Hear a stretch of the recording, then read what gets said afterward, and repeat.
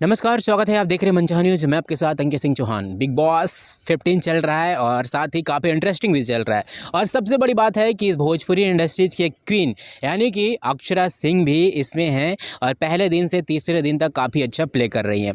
पहले दिन थोड़ा बहुत रोना धोना था, दूसरे दिन सुर्खियों में रही, तीसरे दिन भी वह कहीं ना कहीं भोजपुरी की जो मेम्स है, फ़नी मेम्स है, उसको लेकर सुर्खियों में है। कहें तो उनका डायलॉग काफ़ी प्रसिद्ध भी हो रहा है, हड्डी तो हड्डी ना तो पावा ना घटी। यानी ये कहें तो अक्षरा सिंह जी पहले दिन से ही लाइमलाइट में हैं और बिग बॉस 15 में काफ़ी अच्छा खेल रही हैं। भोजपुरी इंडस्ट्रीज़ की कई ऐसे कलाकार हैं जो वहाँ तक गई हैं और अच्छा प्ले भी किया उन्होंने।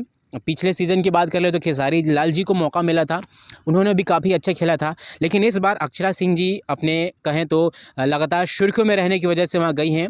और बिग बॉस की सबसे बड़ी ख़ासियत है कि खिंचाई करना।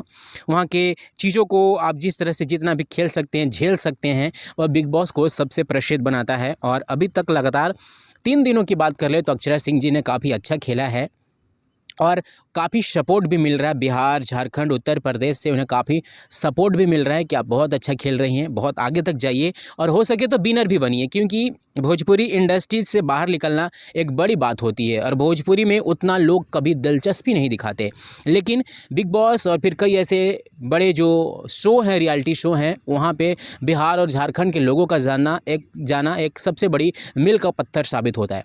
लेकिन अक्षरा सिंह जी अभी तक के सफ़र में काफ़ी अच्छा खेली हैं, काफ़ी सपोर्ट मिल रहा है, प्यार भी मिल रहा है। और आने वाले दिनों में यह भी देखना लाजमी होगा कि अक्षरा सिंह जी को कितना सपोर्ट मिलता है और अक्षरा सिंह जी कितना आगे तक जाती हैं।